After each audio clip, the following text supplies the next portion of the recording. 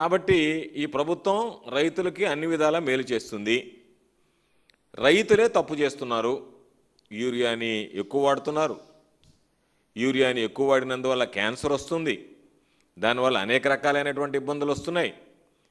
కాబట్టి ఇక్కడికి వచ్చేటప్పటికి కూడా 62% వ్యవసాయం మీద ఆధారపడి ఉన్నారు, ప్రాధాన్యత కలిగినటువంటిది అని చెబుతూనే ఒక ప్రక్క మరో ప్రక్క వాటన్నిటిని పక్కన పెట్టి ఈరోజు రైతులు సుఖ సంతోషాలతోనే ఉన్నారు, రైతుల సమస్యల్లో లేరు అన్నట్టుగా ముక్తాయింపునివ్వడం అనేటువంటిది అత్యంత దురదృష్టకరమైనటువంటి అంశం. ఈరోజు ఆయన చెప్పినటువంటి దాంట్లో ప్రధానమైనటువంటి ఒకసారి తీసుకుంటే చంద్రబాబు నాయుడు గారు చెప్పేది రైతులు యూరియా తగ్గించేయాలి, ఎందుకంటే యూరియా కొరత వచ్చింది, ఆ యూరియా సమస్య ఉంది, రైతులు ఈరోజు యూరియా కొరతను గురించి మాట్లాడుతున్నారు. కాబట్టి యూరియా కొరత ప్రభుత్వం తప్పు కాదు, మీరు తగ్గించుకుంటే నాణ్యమైనటువంటి పంటలు వస్తాయి, మార్కెటింగ్ పెరుగుతుంది మీకు. కాబట్టి యూరియాని ప్రభుత్వ వైఫల్యం యూరియా ఇవ్వలేకపోవడం అనేటువంటిది ఒప్పుకోలేకపోతున్నాడు. ఆయన మనసు ఒప్పుకోవడంలే. ఆయన ఎంతసేపటికి ఏం చెప్తున్నాడంటే యూరియా వాడకం తగ్గించుకోండి, యూరియా వాడకం తగ్గించుకోకపోతే క్యాన్సర్ వస్తుంది, పంజాబ్లో రోజు 3 రైళ్లు క్యాన్సర్ రైళ్లు పోతున్నాయి ఢిల్లీకి, అది మాట్లాడి అసలు విషయాన్ని మరుగున పడేటువంటి విధంగా ఈరోజు ఆయన ప్రవర్తించాడు. ఎందుకంటే చంద్రబాబు నాయుడు నిస్సిగ్గుగా ఏమాత్రం, ఎందుకంటే అనేక సందర్భాలు చెప్పాము, అసహ్యాన్ని జయించినటువంటి వాడు చంద్రబాబు అని. చంద్రబాబు నాని మాట్లాడితే అసహ్యం అనుకుంటారేమో, ఏదన్నా నన్ను చూసి నవ్వుకుంటారేమో అనేటువంటిది ఏమి లేకుండా నిస్సిగ్గుగా మాట్లాడగలడు. ఆ పెద్ద మనిషి ఈరోజు మాట్లాడాడు డ్రిప్ ఇరిగేషన్ గురించి. అసలు డ్రిప్ ఇరిగేషను వాజ్పేయి గారు ప్రధానమంత్రిగా ఉన్నప్పుడు ఆయనే వెళ్ళి ఆయన్ని చెప్పి ఆయన 1 మ్యాన్ కమిషన్ వేస్తే ఈయన ఇజ్రాయెల్కి వెళ్ళి పాపం శాస్త్రీయంగా పరిశోధనలు చేసి ఆ రిపోర్టు తీసుకొచ్చి ఆయనకి ఇస్తే ఆ రిపోర్టుని బైబిల్గా భావించి ఆనాటి వాజ్పేయి గారు ఈ రాష్ట్రంలో ఈ దేశంలో దీనిని మొట్టమొదటగా ఆయన దాన్ని అందుబాటులోకి తెచ్చాడు డ్రిప్ ఇరిగేషన్ అని చెప్పుకున్నాడు. చూస్తే ఈరోజు నేను చెప్పడం కాదు, ఏ రైతైనా సరే, చదువుకున్నటువంటి వ్యక్తి అయినా సరే, మీడియా మిత్రులైనా సరే, ఎక్కడైనా సరే డ్రిప్ ఇరిగేషన్ ఎప్పుడు ప్రారంభమైందని చూస్తే మన దేశంలో 1980లో తమిళనాడు, మహారాష్ట్ర, కర్ణాటకలో అసలు రైతులే ఇతర దేశాల్లో చూసి వాళ్లే ప్రారంభించారు. 1987లో ఎన్సిపిఏ ప్రారంభించింది, అంటే ఒక వ్యవస్థ ప్రారంభించింది, ఒక సంస్థ ప్రారంభించింది. 1991లో గవర్నమెంట్ ఆఫ్ ఇండియా దాన్ని టేకప్ చేయడం, ఆంధ్ర రాష్ట్రం అంతా కూడా దాన్ని విస్తరించడం జరిగింది. ఆంధ్రాలో కూడా ఆ విస్తరణ అనేటువంటిది 1991లోనే ప్రారంభమైంది. నువ్వు ముఖ్యమంత్రి అయిందే ఎన్టీ రామారావుకి వెన్నుపోటు పొడిచి 95లో అయితే, నువ్వు రాక 20 సంవత్సరాల ముందే డ్రిప్ ఇరిగేషన్ పరిచయం అయితే ఈ దేశంలో, నువ్వు రాకముందే ఆంధ్ర రాష్ట్రంలో డ్రిప్ ఇరిగేషన్ అనేటువంటిది ఉంటే, ఆ డ్రిప్ ఇరిగేషన్ నేనే తీసుకొచ్చా, నేనే ఆద్యుణ్ణి, భారతదేశంలోనే పెట్టడానికి నేను ఆద్యుణ్ణి అని ఈరోజు ఆయన ప్రగల్భాలు పలుపుకోవడానికి అసెంబ్లీ వేదికగా ఉపయోగించుకోవడం అనేటువంటిది, ఇది చూడడానికి చంద్రబాబును చూసి అసహ్యంగా హాస్యాస్పదంగా అనిపించేటువంటి పరిస్థితి. మొంగ మాట చెప్పాడు, ఆయన ఇచ్చినటువంటి క్వాలిటీ భోజనం, ఈరోజు అగ్రికల్చర్ ప్రొడ్యూస్ ఏదైతుందో వాటిలో క్వాలిటీ ఉండేది తీసుకొని ఇస్తున్నాడు. కాబట్టి పాపం మధ్యాహ్న భోజనం బ్రహ్మాండంగా ఉంది, ఆ పక్కన ఉండేమని చెప్తుంది, తల్లిదండ్రులు కూడా హ్యాపీగా ఉండారు అని చెప్పి చూస్తే మధ్యాహ్న భోజనం తినడం లేదు, పారేస్తున్నాము, బాగలేదు అని చెప్పని తల్లిదండ్రులు మాట్లాడుతున్నారు, బిడ్డలు ఇంటి దగ్గర నుంచి క్యారియర్లు తెచ్చుకుంటున్నారు, తిన్న దగ్గర అస్వస్థత గురవుతున్నారు. ఎన్ని గురుకుల విద్యాలయాలు, రెసిడెన్షియల్ స్కూల్స్ ఉంటే పాపం తరచుగా మనం పత్రికల్లో చూస్తున్నాం. కాబట్టి నువ్వు దాని గురించి కూడా ఈరోజు నేను మధ్యాహ్న భోజనంలో కూడా మెరుగైనటువంటిది వాడాను, దానివల్ల ఇబ్బంది లేకుండా పోయింది అని చెప్పి మరి ఇంకో మాట చెప్పాడు. రైతులకు సంబంధించి గిట్టుబాటు ధరల గురించి మాట్లాడి మిరప పంటకి రికార్డు లేదు, ఒక పక్క మిరప పంటకు సంబంధించి ప్రతి పంటకి నేను ఈ క్రాప్ బుకింగ్ చేస్తున్నానని చెప్పి మీ వ్యవసాయ శాఖ మంత్రి అసెంబ్లీలో మాట్లాడతాడు. మిరప రైతులకు సహాయం చేయాలనుకున్నాను, కానీ నా దగ్గర మిరపకు సంబంధించినటువంటిది ఆ రికార్డు లేనందువల్ల వాళ్ళకి నేను సహాయం చేయలేకపోయాను. కొనుగోలు అందరికీ, ప్రతి రైతుకు మద్దతు ఇచ్చా, పొగాకు రైతుకు మద్దతు ఇచ్చా, ఉల్లి రైతుకు మద్దతు ఇచ్చా, టమాటో రైతుకు మద్దతు ఇచ్చా, మామిడి రైతుకు మద్దతు ఇచ్చా, ప్రతి ఒక్కరికి నేను మద్దతు ఇచ్చాను అని చెప్పి ఆర్భాటంగా ఈరోజు ప్రకటించుకున్నాడు. మేము నీకు చెప్పేది ఒకటే విషయం, నీ హయాంలో ఎంత గిట్టుబాటు ధరలు ఉన్నాయి, జగన్మోహన్ రెడ్డి గారి హయాంలో ఏ విధంగా ధరలు ఉన్నాయి. ఈరోజు వదిలి వరికి సంబంధించి చెప్పాడు, యూరియా ఎక్కువ వాడుతున్నారట, యూరియా ఎక్కువ వాడినందువల్ల రైతులు ఇబ్బంది పడుతున్నారని చెప్పావు. నువ్వు తినేటువంటి సజ్జలు పెసల గురించి చెప్పు, పోనీ వాటి రేట్ల గురించి మాట్లాడు. వరిని గురించి మాట్లాడావు. ఒరియాకి సంబంధించి క్యాన్సర్ వస్తుంది కాబట్టి ఆహారపు అలవాట్లు మారిపోయినాయి. ఆహారపు అలవాట్లు మారిన తర్వాత బియ్యం తినేవాళ్ళు తగ్గిపోయినారు, అన్నం తినేవాళ్ళు తగ్గిపోయినారు. దానివల్ల ఆ రేటుకి సంబంధించినటువంటి దాంట్లో రేట్లు పడిపోయాయి అన్నావు. నువ్వు తినేటువంటి నువ్వే చెప్తావు కదా, నేను సజ్జలు పెసలు చిరుధాన్యాలు తినేటువంటి వాడిని, మిల్లెట్స్ తినేటువంటి వాడిని అని చెప్పి నువ్వు వాటి రేట్లు ఏ విధంగా ఉన్నాయి, జగన్మోహన్ రెడ్డి గారు ఉన్నప్పుడు ఏ విధంగా ఉన్నాయి, ఈరోజు ఏ విధంగా ఉన్నాయి. ఒక చూస్తే పంటలకు సంబంధించి చూస్తే ధాన్యం జగన్మోహన్ రెడ్డి గారి హయాంలో 1800 నుంచి 2000 రూపాయలు ఉంటే నీ హయాంలో 1150 నుంచి 1400 రూపాయలకు పడిపోయాయి. కందులు క్వింటా 10,200 నుంచి 11,800 జగన్మోహన్ రెడ్డి గారి హయాంలో ఉంటే వైఎస్ఆర్ కాంగ్రెస్ పార్టీ ప్రభుత్వంలో నీ హయాంలో 5,500 నుంచి 6,200 రూపాయలకి దిగజారాయి. మినుములు క్వింటా 9,200 నుంచి 9,850 రూపాయలు ఆ రోజు జగన్మోహన్ రెడ్డి గారు ముఖ్యమంత్రిగా ఉన్నప్పుడు ఉంటే మీ హయాంలో 6,000 రూపాయలకి తగ్గిపోయాయి. పెసలు క్వింటా 9,100 నుంచి 9,700 రూపాయలు జగన్మోహన్ రెడ్డి గారి హయాంలో ఉంటే మీ హయాంలో 5,000 నుంచి 5,200 రూపాయలకి తగ్గాయి. సజ్జల క్వింటా 2,860 నుంచి 3,650 రూపాయలు జగన్మోహన్ రెడ్డి గారి హయాంలో ఉంటే మీ హయాంలో 1,800 నుంచి 2,000 రూపాయలకు పడిపోయాయి. మిర్చి 21,000 నుంచి 27,000 రూపాయలు ఉంటే క్వింటా రేటు మీరు 8,000 నుంచి 11,000 రూపాయలకి దానిని దిగజార్చారు. ఎక్కడ వాళ్ళని ఆదుకున్నటువంటి సందర్భం లేదు. పొగాకు సంబంధించి 15,000 నుండి 18,000 రూపాయలు ఉంటే క్వింటా 100, 200, 300 అమ్ముతారా? ఆ అమ్మినప్పుడు మీరు ఏమని మాట ఇచ్చారు పొగాకు రైతులకి? నేను వెళ్ళి మొత్తం కొనేస్తానని చెప్పి ఇది నాణ్యత బాగలేదన్నారు, ఇంతే కొంటా ఉన్నారు, రకరకాలైనటువంటి మనీ. ఈరోజు ఆ పెద్ద మనిషి చెప్తాడు పొగాకు రైతులను మొత్తం ఆదుకున్నాం, ఎక్కడా ఇబ్బంది లేదో, సమస్య లేదని చెప్పి మాట్లాడాడు. ఉల్లికి సంబంధించి కంటికి కడువుడు ఏడుస్తున్నాడు రైతు, ఉల్లి రైతు. జగన్మోహన్ రెడ్డి గారి హయాంలో ఉల్లి క్వింటాకి 4,000 నుంచి 12,000 రూపాయలు అమ్మాయి. ఈరోజు ఎంత అమ్ముతున్నాయి? 300 రూపాయలు. ఉల్లి అమ్మేది ఈరోజు రాష్ట్రంలో 300 రూపాయలు అమ్ముతుంటే ఏమీ పట్టించుకోకుండా ఉల్లి రైతులను ఆదుకున్నానని చెప్పి సింపుల్ స్టేట్మెంట్స్. ఏమి దాని గురించి చంద్రబాబు అయ్యో రైతు అనుభవిస్తున్నాడే, బాధలు పడుతున్నాడు అనేటువంటిది కాకుండా, టమాటాకు సంబంధించి 20 నుంచి 25 రూపాయలు ఉంటే కిలో మా హయాంలో 1.5 రూపాయల నుంచి 2 రూపాయలకు పడిపోయాయి. కోకో 980 నుంచి 1,050 రూపాయలు ఉన్నటువంటి కోకో కిలో 240 నుంచి 500 రూపాయలకి తగ్గిపోయాయి. చీని బత్తాయి టన్ను 30,000 రూపాయల నుంచి 1,00,000 రూపాయలు కూడా పలికే జగన్మోహన్ రెడ్డి గారు ఉన్నప్పుడు. ఈరోజు చంద్రబాబు హయాంలో 7,000, 9,000, మంచి రేట్ అంటే 12,000 నుంచి 14,000 రూపాయలు. మామిడికి సంబంధించి లెక్కేస్తే క్వింటా 2,200 నుంచి 2,900 ఉంటే మీరు అసలు బుద్ధి జ్ఞానం ఉంటే మాట్లాడగలమన్నట్టు 200 రూపాయలకి పడిపోయాయి రేట్లు. ఇది చంద్రబాబు నాయుడు ఇచ్చింది. చంద్రబాబు నాయుడికి జగన్మోహన్ రెడ్డి గారికి ఉన్నటువంటి వ్యత్యాసం చూపిస్తున్నాను. ఒక దమ్మున్నటువంటి వ్యక్తి, దమ్మున్నటువంటి నాయకుడు, రైతుల గురించి ఆలోచన చేసేవాడు ఈ రాష్ట్రానికి ముఖ్యమంత్రిగా ఉంటే ఇది పరిస్థితి. ధైర్యంగా ఇదిగో ముఖ్యమంత్రి అయిన తర్వాత నేను ఇది నా రేటు అని చెప్పి రేట్లు ప్రకటించి రైతులకి ఈ ధరకి నేను కొనుగోలు చేస్తానని చెప్పి ధైర్యంగా ప్రకటించినటువంటి వ్యక్తి చంద్రబాబు నాయుడు. అచ్చెన్నాయుడు లేదా తెలుగుదేశం పార్టీకి సంబంధించి విమర్శించేవాళ్ళు సిగ్గు తెచ్చుకుని చూసుకోవాల్సినటువంటిది. ఈ పోస్టర్ చూసి సిగ్గు తెచ్చుకోవాలి. ధైర్యంగా ఒక నాయకుడు రైతుల పక్కన నిలబడాలి అంటే ఏ విధంగా ఉండాలి అంటే ఇదిగో ఈ విధంగా ఒక ప్రకటన ఇచ్చి ఇదిగో నేను ఈ రేటుకి ధరల స్థిరీకరణ నిధి ఏర్పాటు చేశా, రైతులకు సంబంధించినటువంటి గిట్టుబాటు ధర కల్పిస్తానని ధైర్యంగా చెప్పినటువంటిది. కాబట్టి ఆ విధంగా ఉండాలి తప్ప ప్రతి దానికి ఇదిగో నేను ఈ రేట్లు ఇస్తానని చెప్పి ప్రతి పంటకి సంబంధించి పసుపు దగ్గర నుంచి, మిర్చి దగ్గర నుంచి, ఉల్లి దగ్గర నుంచి, సజ్జల దగ్గర నుంచి, చిరుధాన్యాల దగ్గర నుంచి, ఈరోజు ధాన్యం దగ్గర నుంచి, ప్రతిదానికి ప్రతి దగ్గర నుంచి ఇదిగో ఈ రేటు నేను ఇస్తానని చెప్పి ధైర్యంగా ప్రకటించి దాని ప్రకారం రైతులకు సంబంధించి ధరల స్థిరీకరణ నిధి ఏర్పాటు చేసి ఆ రైతులకు అండగా నిలిచినటువంటి వ్యక్తి. అందుకనే ఈరోజు ఒక్కసారి చూస్తే ఎక్కడ లేనటువంటి విధంగా ఈరోజు వాటికి సంబంధించినటువంటి దానిలో ఈరోజు మనం ఇవ్వడం జరిగింది. రైతులకు సంబంధించినటువంటి దాంట్లో ఒక్కసారి చూస్తే ధరల స్థిరీకరణ నిధి కింద చంద్రబాబు నాయుడు గారు ముఖ్యమంత్రిగా ఉన్నటువంటి సమయంలో 3,74,680 మంది రైతులకి కేవలం 3,322,15 లక్షల రూపాయలు ఇస్తే జగన్మోహన్ రెడ్డి గారు ముఖ్యమంత్రి అయిన తర్వాత 6,16,991 మందికి 2019 నుంచి 24 మధ్యలో 7,746,31 లక్షల రూపాయలు ధరల స్థిరీకరణ నిధి కింద ఈరోజు పంటలకు సంబంధించినటువంటి గిట్టుబాటు ధర కల్పించడానికి జగన్మోహన్ రెడ్డి గారు ఇవ్వడం జరిగింది. అయితే ఈరోజు ఆయన చెప్పాడు, రకరకాలైనటువంటి కారణాలు చెప్పాడు. నాకు నవ్వు వచ్చింది. నేను నెల్లూరు జిల్లా నుంచి వచ్చినటువంటి వాడిని కాబట్టి.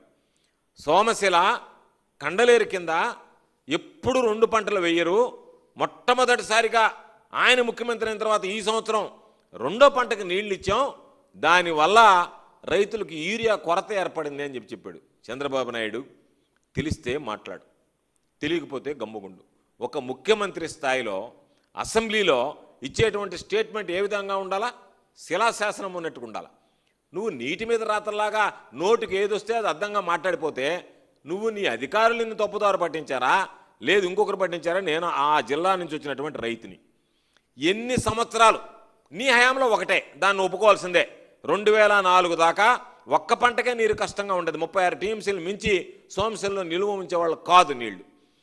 రాజశేఖర రెడ్డి గారు ముఖ్యమంత్రి అయినప్పటి నుంచి దాదాపుగా ఒక్క సోమశిలలోనే 78 టీఎంసీల కెపాసిటీ ఉన్నటువంటి సోమశిలలో 73, 74 టీఎంసీలు మొట్టమొదటిసారిగా నిలువ చేసి 2 పంటలకి దాదాపుగా అన్ని సంవత్సరాలు జగన్మోహన్ రెడ్డి గారి ముఖ్యమంత్రి అయిన తర్వాత దాదాపుగా అన్ని 5 సంవత్సరాలు 2వ పంటకి నెల్లూరు జిల్లాలో నీళ్ళు ఇచ్చాం.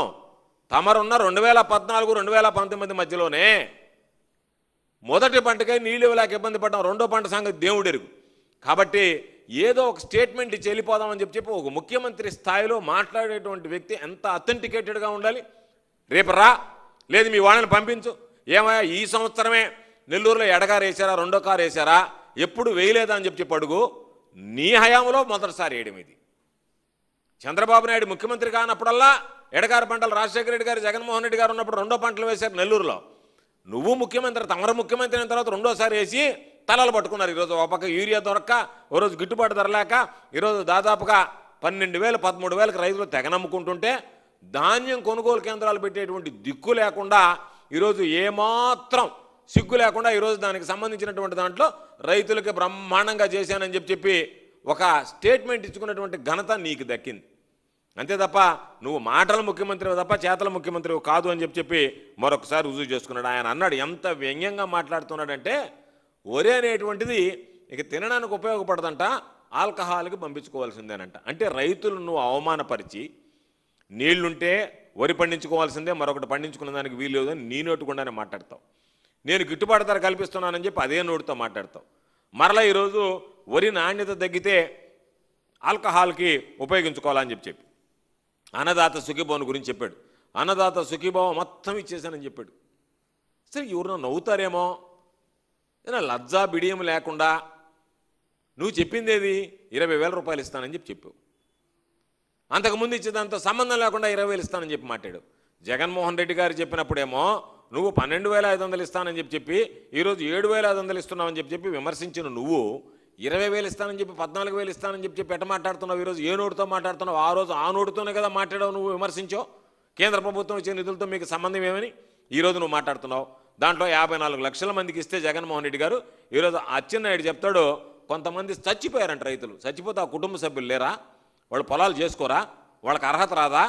కాబట్టి ఎంత లైట్గా అంటే కొంతమంది చనిపోయారు కాబట్టి 46 లక్షలు 48 లక్షలకి సంఖ్య తగ్గిపోయిందంట, తగ్గించేశారంట. 46, 47 లక్షలకి సంఖ్య తగ్గడానికి కారణం రైతులు చనిపోయో లేదా కొన్ని దగ్గరలా రైతులకి అనవసరంగా ఇవ్వాల్సి వచ్చింది కాబట్టి వాళ్ళందరూ అనవసరం అని చెప్పి ఏరిపారేస్తే ఆ 8 లక్షల మంది రైతుల కుటుంబాలు తగ్గిపోయాయి అని చెప్పి ఈరోజు ఆయన చెప్పడం జరిగింది. నువ్వేమో అన్నదాత సుఖీభావం బ్రహ్మాండంగా ఇచ్చేసాం. వాటర్ మేనేజ్మెంట్ గురించి మాట్లాడాడు. నేను చెప్తున్నా, నీ ప్రభుత్వంలో నీకు చిత్తశుద్ధి ఉంటే నీకు సంబంధించినటువంటి శాసనసభ్యులు ఈరోజు డ్రైన్ల ద్వారా నీళ్లు లేవు, ఇరిగేషన్ కాలువల ద్వారా నీళ్లు లేవు. ఈరోజు ఇరిగేషన్ కాలువల పేరుతో రైతులకు పాపం పని చేయకుండా ఎక్కడా కూడా ఒక పక్క ఉపాధి హామీ కింద దోచుకుంటున్నారు, అదే కాలువల మళ్ళీ ఇరిగేషన్ కింద పెట్టి బిల్లులు దోచుకోవడం తప్ప ఈరోజు సామర్థ్యం సరైనటువంటి సామర్థ్యంతో నీరు పంపించేటువంటి పరిస్థితుల్లో ఈ ప్రభుత్వం లేదు అనేటువంటిది ఈరోజు రైతులు మాట్లాడుకునేటువంటి మాట. కాబట్టి ఈరోజు నువ్వు చెప్పావు, యూరియాని గురించి మాట్లాడావు. ఇది యూరియాకి సంబంధించినటువంటి ఫోటోలు నీకే చూపిస్తాను. ఈ వాస్తవమా కాదా చెప్పు. అదేమంటే కుప్పంలో లేదు, ఎక్కడో కర్ణాటకలో తగ్గిపోయాయి, ఇంకొక దగ్గర షార్టేజ్ వచ్చింది తెలంగాణలో. కర్ణాటకలో తెలంగాణలో షార్టేజ్ వస్తే నువ్వు చెప్పు వాళ్ళలో చేయలేదు, నేను కూడా అసమర్థుడిని చేయలేకపోయానని చెప్పి ఒప్పుకో.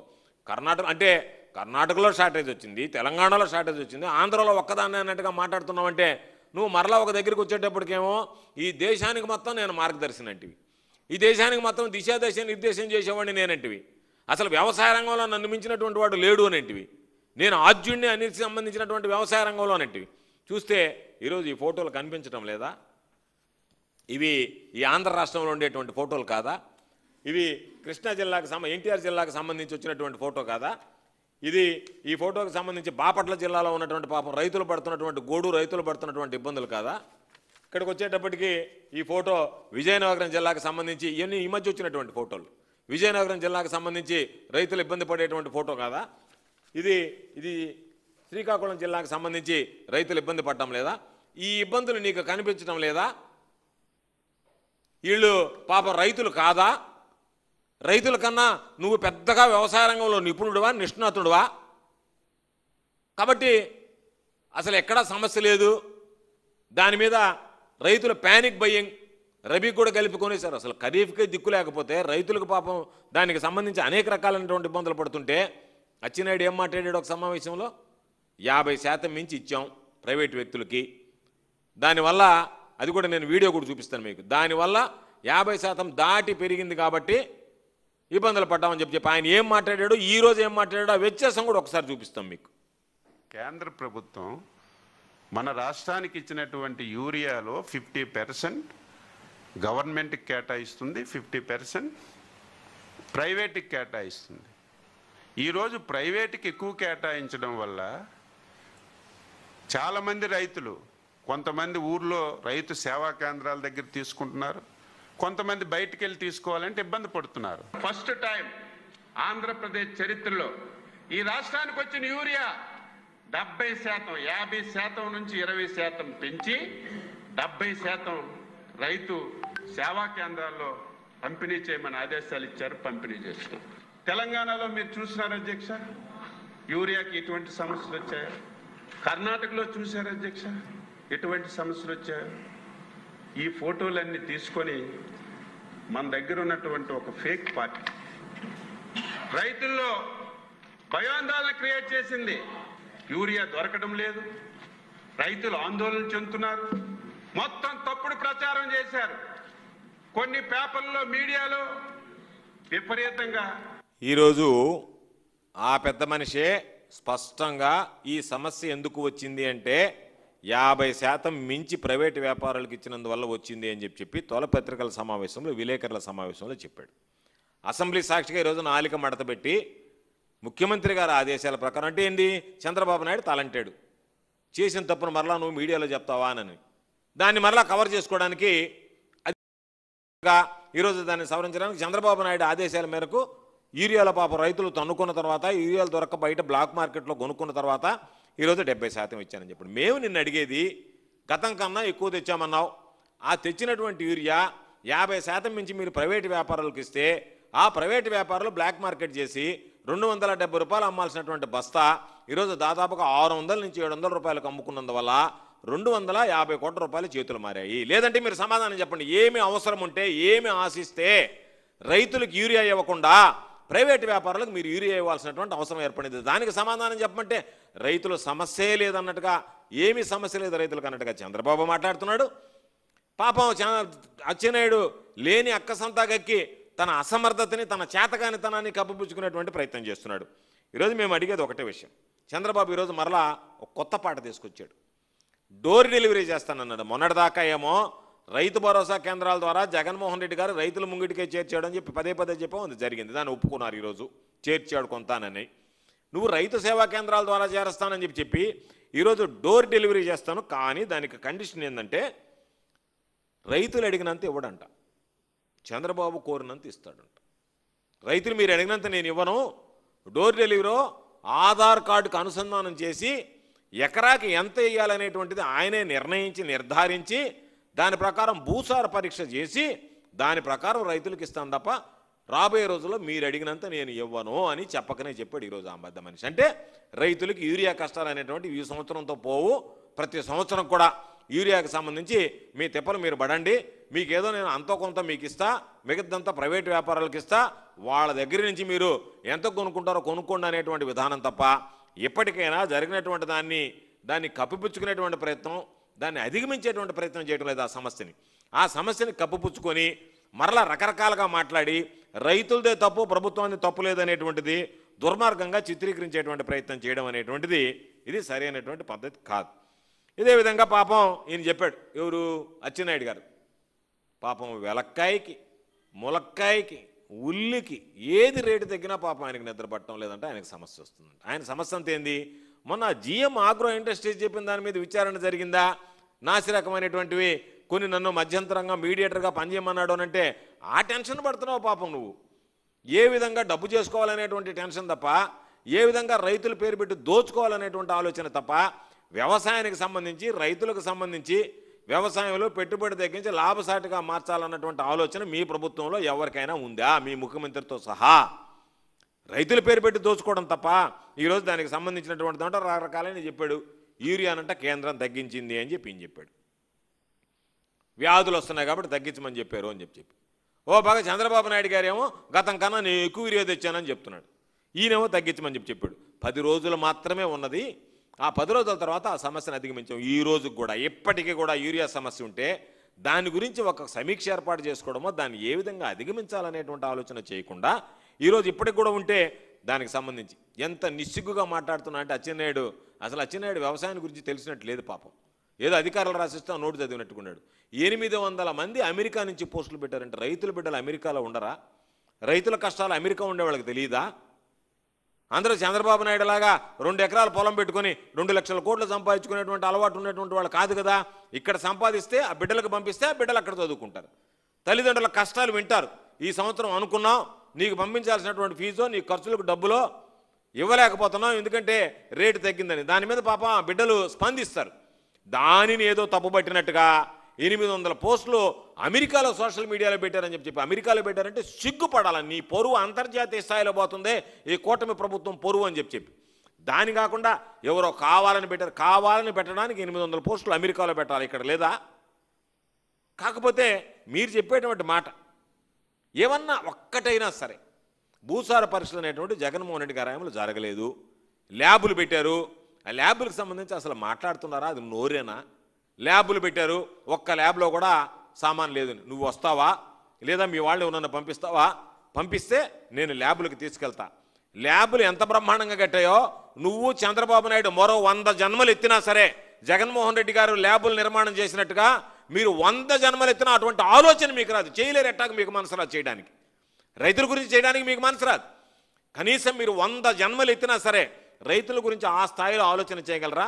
సీడ్స్ దగ్గర నుంచి రైతులకు సంబంధించి పండించినటువంటి పంట దగ్గర నుంచి ఫర్టిలైజర్స్ దగ్గర నుంచి పెస్టిసైడ్ దగ్గర నుంచి ప్రతి మండలంలో జిల్లాలో ప్రకృతి వ్యవసాయానికి సంబంధించినటువంటి ఆర్గానిక్ వాటికి సంబంధించి సర్టిఫికేట్ ఇవ్వడానికి అవసరమైనటువంటి కెమికల్ రెసిడ్యూస్ ఏమున్నాయనేటువంటి దగ్గర నుంచి ఎన్ని రకాలైనటువంటి ల్యాబులు పెట్టారు, ఎన్ని రకాలైనటువంటి రీజనల్ కోడింగ్ సెంటర్స్ పెట్టారు. అటువంటిది 100 జన్మలెత్తిన మీకు ఆలోచన రాదే? అటువంటిది ఏమీ చెయ్యలేదు, ఏమీ కాలేదు అని ఈరోజు ఏదో ఒక మాట మాట్లాడేసేసి వెళ్ళిపోయాడు. దానికి సంబంధించినటువంటి దాంట్లో ఏదో తక్కువ చేసి మాట్లాడాలనేటువంటి మాట. ఇంకొక మాట మాట్లాడాడు.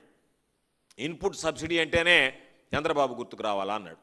అసలు ఇన్పుట్ సబ్సిడీలో మీరు ఒక్కసారి చూస్తే ఆ ఇన్పుట్ సబ్సిడీకి సంబంధించి ఎంత డబ్బులు ఎగ్గొట్టిపోయారు రైతులకి. ఎప్పుడన్నా ఇన్పుట్ సబ్సిడీ మీరు ఇచ్చారా? మీరు ఇవ్వాల్సినటువంటి డబ్బులు మీరు ఎగ్గొట్టిపోతే ఆ ఇన్పుట్ సబ్సిడీని జగన్మోహన్ రెడ్డి గారు ఇచ్చారు. బకాయిలు పెట్టిపోతే ఇన్పుట్ సబ్సిడీ తెలుసుకో అచ్చెన్నాయుడు, తెలుసుకో.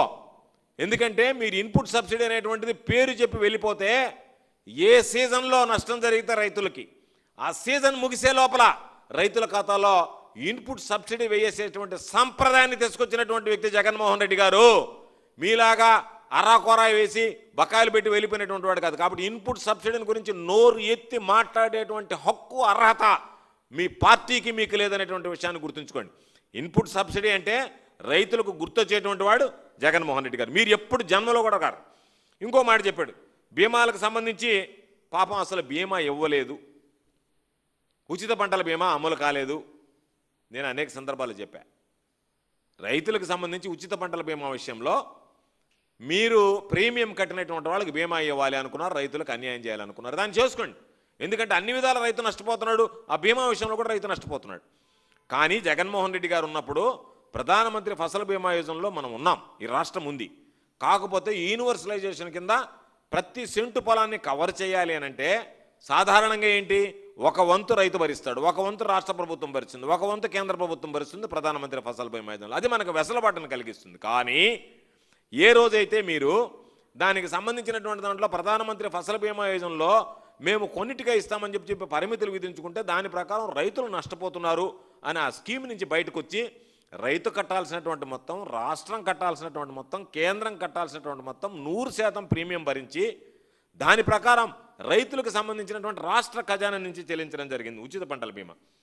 మీరు ఎగ్గొట్టిపోయినటువంటి బీమా 2018-19కి సంబంధించినటువంటి దాంట్లో 596,40 రూపాయలు ఎగ్గొట్టారు. 2019-20కి సంబంధించినటువంటి దాంట్లో 1,252 కోట్ల రూపాయలు ఇవ్వాల్సి ఉండింది. 2020-21కి సంబంధించి 1,739 కోట్లు ఇచ్చాం. 2021-22 సంవత్సరం ఒక్క సంవత్సరంలోనే 2,977 కోట్ల 82 లక్షల రూపాయలు ఇచ్చాం. నీ దగ్గర రికార్డు ఉంటుంది, కావాలంటే వెరిఫై చేసుకో, మరలా గుర్తుపెట్టుకో. 2021-22 సంవత్సరంలో ఆంధ్ర రాష్ట్ర చరిత్రలో ఎన్నడూ లేనటువంటి విధంగా గరిష్ట స్థాయిలో, రికార్డు స్థాయిలో ఒకే సంవత్సరంలో 2,977 కోట్ల 82 లక్షల అచ్చెన్నాయుడు ఇచ్చినటువంటి మొత్తం నువ్వు చెప్పావు ఇందాక అదే నోటితో, ఏమి ఇవ్వలేదు పంటల బీమా సంబంధించి అని చెప్పి. ఆ ఒక్క విషయం గుర్తుపెట్టుకో. రేపు వెళ్ళు, వెరిఫై చేయి. నీకు ఛాలెంజ్ విసురుతున్నా, ఒకవేళ మేమే కనుక 2021-22కి సంబంధించి జూన్ 2022లో 15,60,703 మంది రైతులకి 2,977 కోట్లు ఇవ్వకపోతే నువ్వు చెప్పినటువంటిది ఏది చేయడానికైనా నేను సిద్ధంగా ఉన్నా, ఏ శిక్షమైన. నువ్వు అది వాస్తవమైతే నువ్వు నీ పదవికి రాజీనామా చేసి వెళ్ళడానికి నువ్వు సిద్ధమా? ఆ ఛాలెంజ్ని స్వీకరించేటువంటి ధైర్యం ఉందా? అసెంబ్లీలో మాట్లాడడం వెళ్ళిపోవడం కాదు పిరికివాడలాగా. నీకు నీతి నిజాయితీ ఉంటే, నువ్వు మాట్లాడేటువంటి మాటలన్నీ కరెక్ట్ అయితే, మేము ఇచ్చినటువంటి 2,977 కోట్ల రూపాయలు ఏ సంవత్సరమైనా నువ్వు ఆ స్థాయిలో ఇవ్వగలిగావా? మొత్తం జగన్మోహన్ రెడ్డి గారి హయాంలో దాదాపుగా 54,55,363 మంది రైతు కుటుంబాలకి 7,802 కోట్ల రూపాయలు ఈరోజు జగన్మోహన్ రెడ్డి గారు ఉచిత పంటల బీమా కింద ఇవ్వడం జరిగింది. దానికి సంబంధించి ఏదో ఏమీ లేనట్టుగా, అసలు ఉచిత పంటల బీమాకు సంబంధించి ఇవ్వనట్టుగా ఏదో మాట్లాడేసి వెళ్ళిపోయాడు. కాబట్టి నువ్వు మాట్లాడుకునేటప్పుడు తెలిసి మాట్లాడితే బాగుంటుంది, తెలియకుండా తెలిసి తెలియని మాటలు మాట్లాడితే సరిగ్గా ఉండదు అది. కాబట్టి కౌలు రైతులకు రైతు భరోసా ఇవ్వలేదని చెప్పి శాసనసభ్యుడు మాట్లాడాడు కొండతల రామకృష్ణ గారు. కౌలు రైతులకి కేంద్ర ప్రభుత్వం 6,000 రూపాయలు ఇవ్వకపోతే ప్రధానమంత్రి PM కిసాన్ పథకం కింద 6,000 రూపాయలు కలిపి 13,500 రూపాయలు కౌలు రైతులకు ఇచ్చినటువంటి పరిస్థితి. ఈరోజు రికార్డ్స్ నీ దగ్గర ఉన్నాయి కాబట్టి ఒకసారి నువ్వే వెరిఫై చేస్తే బాగుంటుందని చెప్పి ఈ సందర్భంగా తెలియజేస్తున్నా. సరే, దానికి సంబంధించినటువంటి దాంట్లో ఎన్నో ఉన్నాయి. రేపు పొద్దుట దాకా చెప్పచ్చు మేము నువ్వు చేసినటువంటి మోసాలు, రైతులకు మేము చేసినటువంటి న్యాయం ఏందనేటువంటిది. 0 వడ్డీ పంట రుణాలకు సంబంధించి నువ్వు బకాయిలు పెట్టి వెళ్ళిపోతే దాదాపుగా 84,66,217 కుటుంబాలకి 2,050 కోట్ల 33 లక్షల రూపాయలు నువ్వు పెట్టినటువంటి బకాయిలతో సహా జగన్మోహన్ రెడ్డి గారు తీర్చడం జరిగింది. దాని గురించి నువ్వు మాట్లాడలేవే. కాబట్టి మీ ప్రభుత్వం ఏ విధంగా సాగింది, మీ ప్రభుత్వం ఏ విధంగా ఉన్నది, జగన్మోహన్ రెడ్డి గారి ప్రభుత్వంలో ఏ విధంగా జరిగింది, వ్యవసాయం అంటే శుద్ధదండగా అనేటువంటి ఆలోచన ఇంకా జీర్ణించుకున్నటువంటి వాడు, దానిలో నుంచి బయటపడడానికి ఇష్టం లేనటువంటి వాడు. కాబట్టి జగన్మోహన్ రెడ్డి గారు ఒకటే మాట చెప్పాడు, రైతు బాగుంటే రాష్ట్రం బాగుంటుందని చెప్పి. ఆ మాటలతో సరిపెట్టకుండా దాన్ని ఆచరించి రైతులకు అండగా నిలిచాడు. అన్ని విషయాలు, ధరల స్థిరీకరణ ఈ దగ్గర నుంచి, ఎరువుల దగ్గర నుంచి, అసలు మీ దగ్గర ఏదైనా ఒక కంటిన్జెన్సీ ప్లాన్ ఉందా? వాళ్ళు వేస్తానన్నారు, వీళ్ళు వేశారు, వాళ్ళకి నీళ్ళు ఇచ్చామంటే నువ్వేం చేస్తున్నావు? నీ వ్యవసాయ శాఖ ఏం చేస్తుంది? మీ మంత్రి ఏం చేస్తున్నాడు? ఒక ముఖ్యమంత్రిగా నువ్వు మాట్లాడేటప్పుడు దానికేం ప్రణాళిక ఉండదా? ముందుగా ఎంత నీరు ఇస్తున్నావు, ఎంత రైతాంగం వరి నాట్లు వేసేదానికి సిద్ధపడుతున్నారు, ఎంత వరి నారులు పోసుకున్నారు అనేటువంటి దానికి ప్రణాళిక ఉండదా? ఒకవేళ ఎక్కడన్నా అవాంతరాలు వస్తాయి, ఏదన్నా పాపం వర్షాభావ పరిస్థితులు ఏర్పడ్డాయి, పంట ఇబ్బంది పడింది, దానికి ప్రత్యామ్నాయ ప్రణాళిక ఉండదా? ముందస్తు ప్రణాళిక ఉంటుంది, ప్రత్యామ్నాయ ప్రణాళిక ఉంటుంది. దానికి సంబంధించి అగ్రికల్చర్ వ్యవసాయ పంటలు ఎంత ఉన్నాయి, ఉద్యానవన పంటలు ఉన్నాయి, దేనికి ఎంత యూరియా కావాల్సి వస్తుంది, దాని అంచనాలు వేసి కేంద్ర ప్రభుత్వం అందులో నీదే, నువ్వు చక్రం తిప్పుతున్నదే, ఆ కేంద్ర ప్రభుత్వం నుంచి ఎంత తెప్పించుకోవాలనేటువంటి ఆలోచన లేకుండా, దాని గురించి పట్టించుకోకుండా రైతుల్ని వ్యవసాయాన్ని గాలికి వదిలేసి ఈరోజు సమస్య వస్తే ఒక పక్క మమ్మల్ని నిందించడం, మేము చేయలేదు అన్నట్టుగా చూపించడం, మిగతా రాష్ట్రాలన్నింటిలో వచ్చింది కాబట్టి ఈ రాష్ట్రంలో వచ్చింది అన్నట్టుగా తప్పించుకునేటువంటి ప్రయత్నం చేయడం, మరొక పక్క రైతులను తప్పుపట్టడం. ఇది సరైనటువంటి పద్ధతి విధానం కాదు. ఇప్పటికైనా సరే రైతులను మోసం చేసేటువంటి విధానానికి స్వస్తి పలకండి. రైతులకు సంబంధించి కంటికి కడిబడేసేటువంటి పరిస్థితులు ఉన్నాయి. రైతులకు సంబంధించి వ్యవసాయ ఖర్చులు పెరిగిపోయాయి. ఈరోజు వచ్చేటువంటి ఆదాయం తగ్గిపోయింది. రైతు పాపం ఆదాయాన్ని గురించి మర్చిపోయాడు, నష్టపోకుండా ఉంటే చాలు అనేటువంటి ధోరణికి వచ్చాడు. ఈరోజు దళారీల మధ్యలో దోచుకుపోతున్నారు. వాళ్ళు తీసుకెళ్లి డబ్బులు కూడా ఇచ్చేటువంటి పరిస్థితుల్లో లేరు. ఈరోజు పాపం నువ్వు చెప్పావు ఎడగారేశారు, వాటిని ఎట్టుకోనాలని అర్థం కాలేదు, వాళ్ళ అన్సీజన్లో వచ్చిందని చెప్పి ఈరోజు జగన్మోహన్ రెడ్డి గారు ఉన్నప్పుడు 20% రేట్లు అధికంగా కొన్నారు. ఇదే సీజన్లో పోయినసారి 20-25% అధికంగా రైతులు. ఈరోజు రైతుల దగ్గరికి వెళ్ళి వచ్చాను నేను నెల్లూరులో. రైతులే చెప్తున్నారు, అయ్యా యూరియా దొరకలేదు, 600 రూపాయలు పెట్టి యూరియా కొనం, రైతులే మాట్లాడుతున్నారు. ఈరోజు ఎకరాకి 25,000 నుంచి 30,000 రూపాయలు నష్టపోతున్నాం. నీ పత్రికలు రాసాయి ఈరోజు నెల్లూరులో, నీ తోక పత్రికలు, నీకు అనుకూలంగా ఉండే పత్రికలు రాసాయి. నీ అనుకూల పత్రికలు రాస్తున్నాయి యూరియా ఏదయా అని చెప్పానండి. దాన్ని చూసి కూడా మీరు సిగ్గు తెచ్చుకోకుండా ఏదో ఒక విధంగా బొంకడానికి, రైతుల గురించి ఏదో ఒక విధంగా మాట్లాడి తప్పించుకునేటువంటి ప్రయత్నం సరైనటువంటిది కాదు. ఇప్పటికైనా సరే మేము చెప్తున్నాం, మా ప్రభుత్వం జగన్మోహన్ రెడ్డి గారు చిత్తశుద్ధి ఆ రోజు ముఖ్యమంత్రిగా రైతుల గురించి ఆలోచన చేశాడు. వ్యవసాయం, విద్య, వైద్యం ఈ రంగాలకి జగన్మోహన్ రెడ్డి గారు ఇచ్చినటువంటి ప్రాధాన్యత అంతా ఇంత కాదు. ఆ ప్రాధాన్యతను ఈరోజు ప్రజలు గుర్తుపెట్టుకుంటున్నారు. నువ్వు చేసావా నేను చేసావా అనేటువంటిది నువ్వు చెప్పుకోవడం నేను చెప్పుకోవడం కాదు. రైతుల దగ్గరికి పోదాం. నువ్వు ఎక్కడికైనా బహిరంగ చర్చకి రైతుల దగ్గరికి వెళ్తే ఆ రైతులు మీ హయాంలో బాగా జరిగిందా, జగన్మోహన్ రెడ్డి గారి హయాంలో బాగా జరిగిందా అని చెప్పి నీ సర్టిఫికేట్ మాకు అవసరంలే.